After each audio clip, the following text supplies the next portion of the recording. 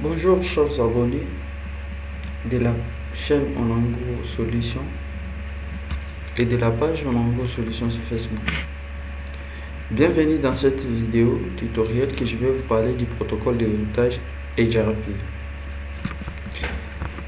Moyennant notre architecture sous Cisco Packet Tracer, ici nous allons configurer notre protocole de routage HRP. Pour une petite introduction, HRP c'est un protocole de la famille des IGP, Interior Gateway Protocol. HRP c'est un protocole à vecteur distant de la même famille avec RIP. HRP c'est un protocole qui a des distances administratives. À l'intérieur, il utilise une distance administrative de 90 et à l'extérieur, il utilise 170. Et aussi, HRP, c'est la version du protocole IGRP.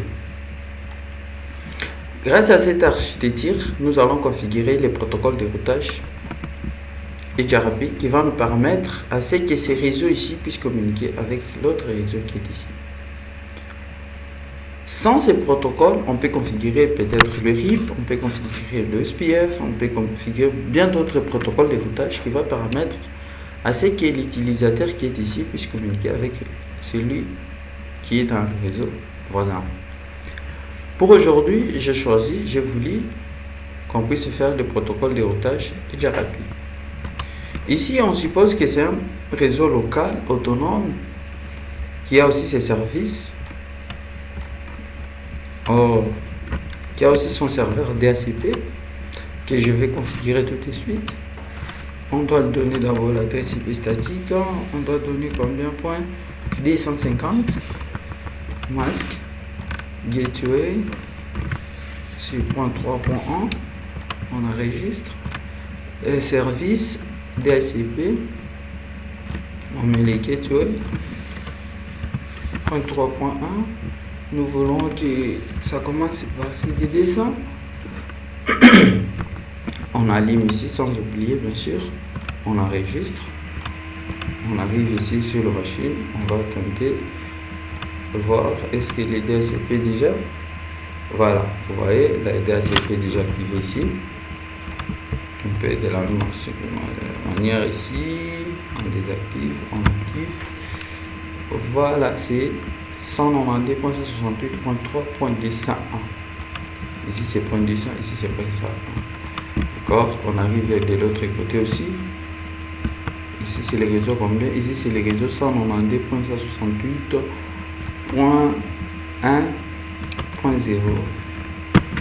Voilà, on doit configurer ce serveur DHCP de ce réseau local. On va lui donner l'adresse 192.168.1.150. Son gateway.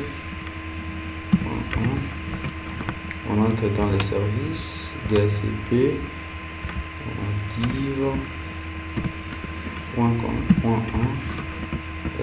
Nous voulons que ça commence à partir de 120 ans. Voilà, on enregistre notre propriété. Il faut d'abord cocher ici. Voilà, on enregistre. Voilà, on arrive ici. On active DHCP. Voilà, vous voyez 192.168.1.120 comme on l'a voulu. On arrive encore ici, on désactive. Voilà. Les machines ont déjà des adresses IP. On essaie d'abord de pinguer. Est-ce que l'autre peut pinguer? Voilà, c'est successful. Est-ce que l'autre peut pinguer les serveurs? Voilà, c'est successful. L'autre aussi peut pinguer. Voilà, successful. Est-ce qu'il peut pinguer le serveur? Voilà, c'est successful. Alors, essayons de voir si cette machine peut pinguer celui d'ici. Là, c'est impossible. Pourquoi ça ne pingue pas? Parce que ici, dans le routeur, on n'a pas encore fait le protocole de routage. Il nous faut faire le protocole de routage pour permettre que les paquets qui quittent ici puissent arriver aussi ici. Alors, on doit commencer d'abord par allumer les interfaces. On donne les adresses, ça c'est 192.3.1. Les masques, l'interface est allumée. Ça c'est point combien, ça c'est point 0. Voilà. Point 0.1. On donne cette adresse à cette interface. On arrive à quoi ici? Voilà. Ça c'était net. On donne point 1. Masque. Voilà. On active.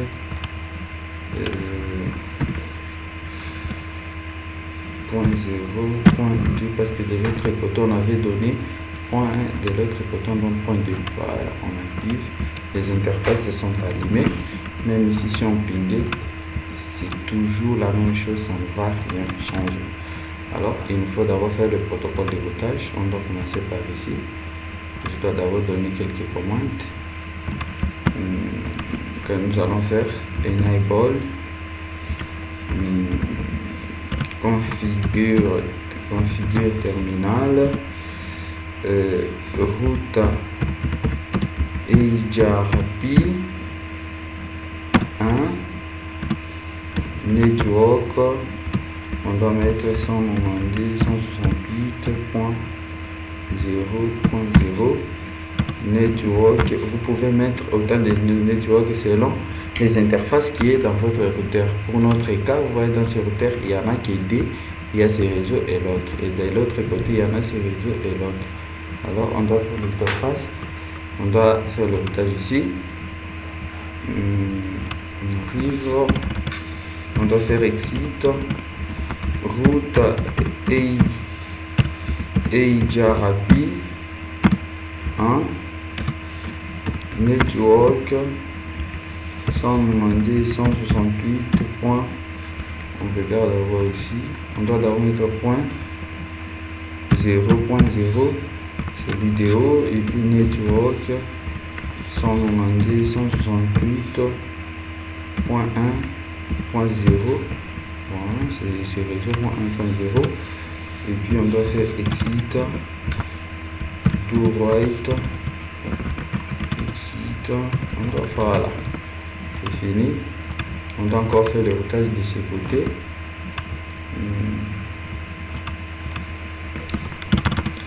Exit, route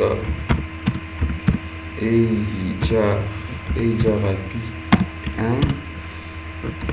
network 192.168.0.0. Qu'est-ce qui ne va pas? Voilà.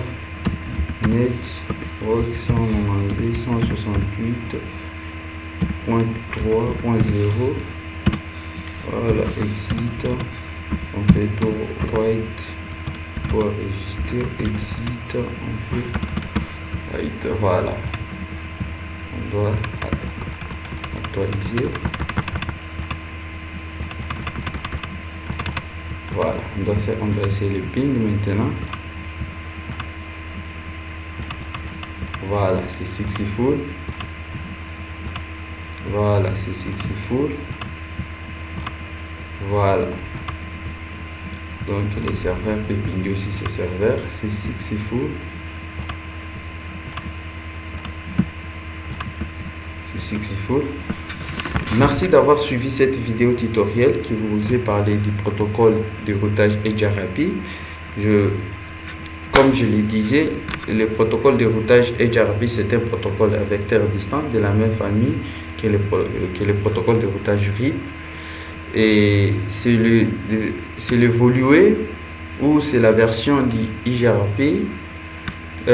C'est un protocole qui a des distances administratives. À l'intérieur, il utilise la distance administrative de 90 et à l'extérieur, il utilise la distance administrative de 170. Surtout, n'oubliez pas de vous abonner sur notre page, de liker la vidéo si elle vous a plu, de partager à nos amis, à vos amis qui peuvent aussi bénéficier de cette notion. Et Pour aujourd'hui, ça n'est fini. Je vous tiens le rendez-vous à la prochaine. Bye bye.